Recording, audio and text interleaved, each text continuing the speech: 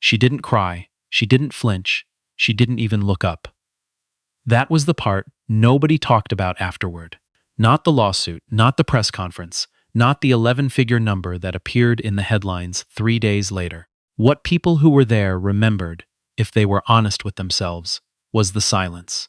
The way Adrienne Beaumont sat completely still, after the hotel manager's hand came down on the table in front of her, rattling her coffee cup, and simply waited for him to finish talking.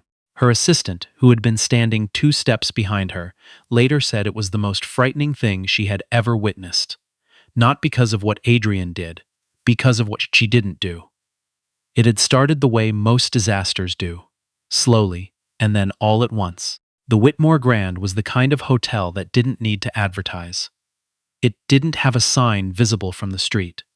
Its name appeared on a small brass plate beside a door that most people walked past without noticing, which was entirely intentional. Its general manager, a man named Frederick Crane, had built his reputation on what he called the art of selective hospitality, a phrase he used openly in industry interviews and apparently saw nothing wrong with. Adrienne had flown into Chicago on a Tuesday in late October. She had a board presentation at 9 the following morning, a lunch with 2 senators, and a dinner she hadn't decided whether to cancel. She had been traveling for 11 days straight and had not slept more than 5 hours in any single night. She was wearing dark jeans, a worn leather jacket she'd had since her 20s, and sneakers that had once been white. Her hair was pulled back with a clip she'd found in the bottom of her carry-on. She looked, as one of the hotel staff would later describe in a deposition, not like someone who belonged there. The lobby of the Whitmore Grand was all warm marble and low lighting, and the kind of quiet that costs money. A string quartet was playing something Adrienne didn't recognize near the fireplace. She walked to the front desk and set down her bag. The man behind the counter, young, blonde, wearing a name tag that said Oliver, looked at her and then past her, as though checking whether she was accompanied by someone who might explain her presence. "Can I help you?" he said. The pause before the question was brief, but it was there. "Beaumont," she said. "Adrienne Beaumont. I have a reservation." He typed something, stopped, typed again. His expression shifted in a way that was almost imperceptible, a small tightening around the eyes. "I'm not seeing anything under that name. Try the company, Beaumont Solutions." Another pause. "Ma'am, I'm not finding a reservation associated with that name either. Are you certain you have the right hotel?" Adrienne had stayed at the Whitmore Grand 14 times in the last 6 years. Her company had a corporate account. Her assistant had confirmed the booking 3 days ago, and again the morning she flew out.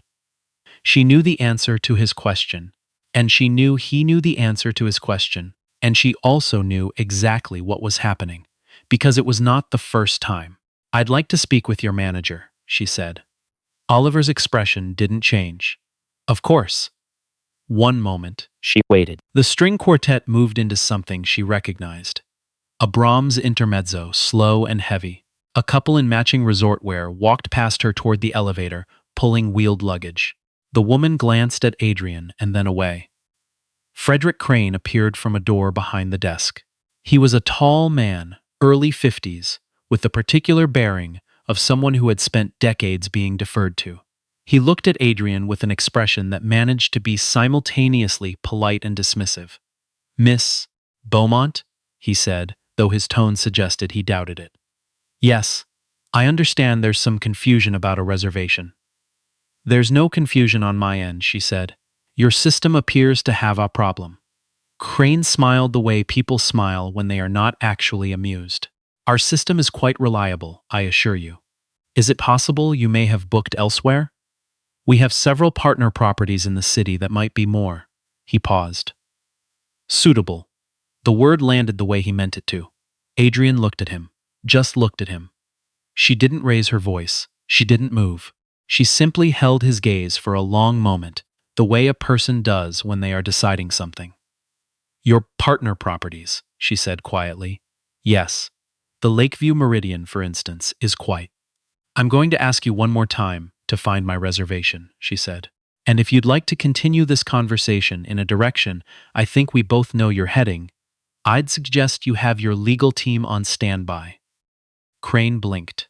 Something flickered across his face. Not quite recognition, not quite doubt. More like the first distant sound of something approaching that you can't yet identify. Ma'am, I'm simply trying to assist. No, she said, you're not. Her assistant, a young woman named Keely, who had worked for Adrienne for 3 years and had seen her in every kind of room with every kind of person, was watching from the far end of the lobby. She had arrived separately and was waiting, as she often did in situations like this, in case she was needed. She was not the kind of assistant who inserted herself. She had learned, in her years with Adrienne, to read the moment. This moment, she would later say, was not one that called for insertion. What happened next lasted approximately 4 minutes, though it felt, to the people present, much longer. Crane had gestured toward a sitting area near the concierge desk. "Why don't we step over here?" he said, in the voice people use when they want to move a problem out of the sight line of other guests. Adrienne followed, not because she was willing to be managed, but because she had decided to let him finish. He sat. She didn't.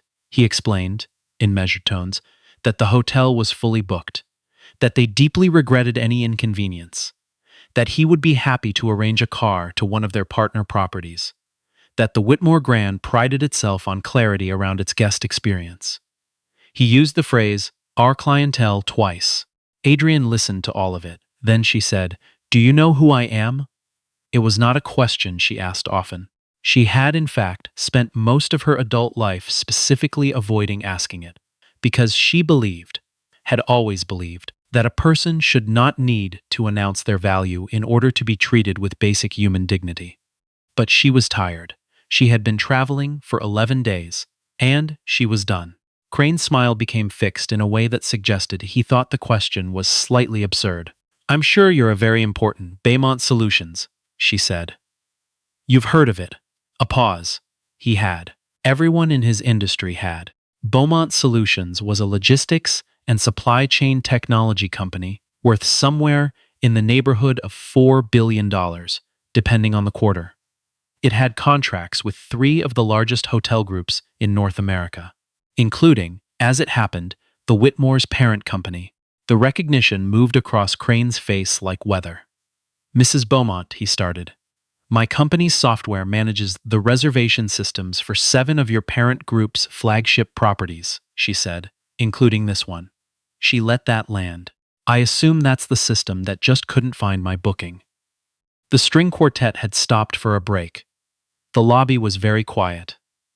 "I'm going to go upstairs now," Adrienne said. "I'm going to do that because your front desk is going to find my reservation in approximately the next 60 seconds. And then we are going to have a very different kind of conversation. But not tonight. Tonight I need to sleep." She picked up her bag. She walked to the elevator. She did not look back. Oliver found the reservation in 45 seconds.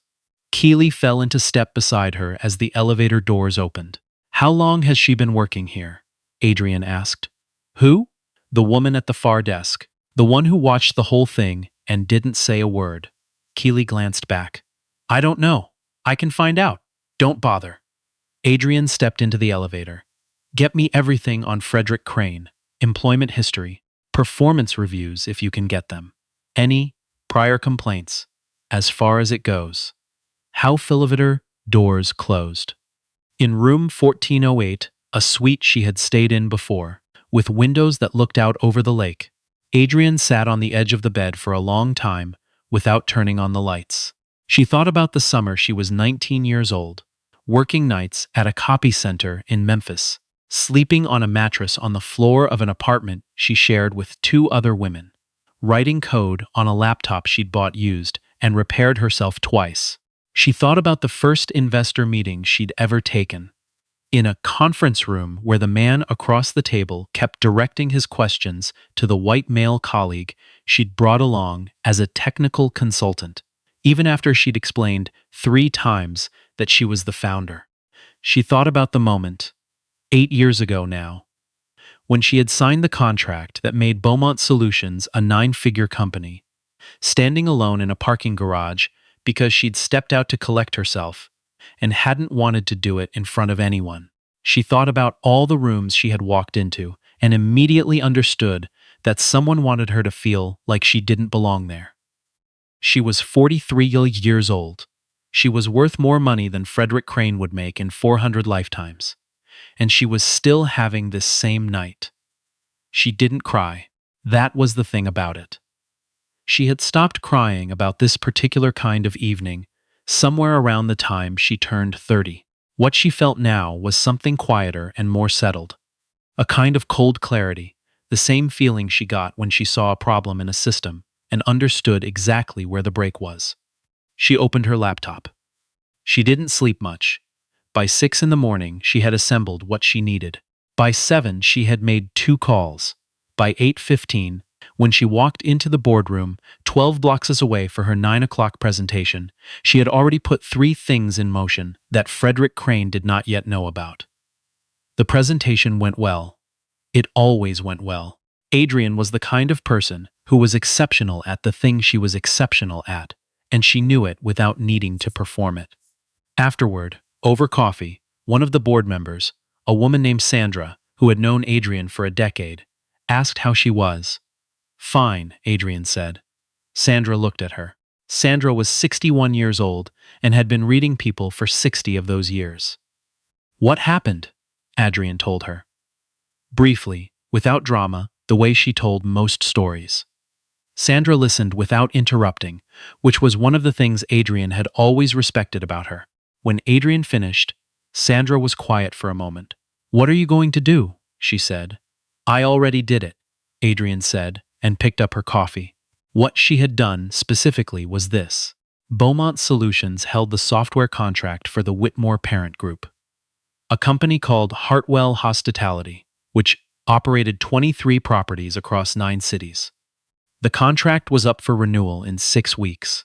Adrienne had already been in conversation with Hartwell's CEO about a 5-year extension worth considerably more than the current arrangement. At 7 that morning, she had called the CEO's office and asked to move their scheduled call from Thursday to that day, noon. His assistant confirmed within 20 minutes. She had also called her own legal team and asked them to pull every complaint, incident report, and HR filing associated with the Whitmore Grand's management in the last 4 years. There were 11. 3 of them involved guests who had been turned away from the front desk under circumstances that were, at minimum, difficult to explain through any lens other than the obvious one. And she had, quietly and without announcement, called the executive editor of a business magazine she had contributed to for several years, and mentioned that she had an experience worth discussing when the moment was right. She had not posted anything on social media. She had not sent an angry email. She had not raised her voice in the lobby of the Whitmore Grand, or said anything that could be construed as a threat. She had simply gone to sleep, or tried to, and then, in the morning, done what she did, identified the system failure and addressed it at the source. The noon call with Hartwell's CEO, a man named Arthur Weiss, lasted 22 minutes. Adrienne did not lead with what had happened. She led with the contract. She walked him through the renewal terms, the expanded service package, the cost modeling. She was thorough and specific, and gave him no reason to look anywhere other than the numbers in front of him. Then, at minute 17, she said, "I want to flag something. I had an experience at the Whitmore Grand last night that I think you should be aware of," she told him. The same way she'd told Sandra. Brief, clear, no performance. There was a silence on the other end of the line. "Adrienne," Arthur Weiss said. You don't need to say anything," she said. "I just think you should know what's happening in your properties, especially the ones your software vendor uses when she visits Chicago."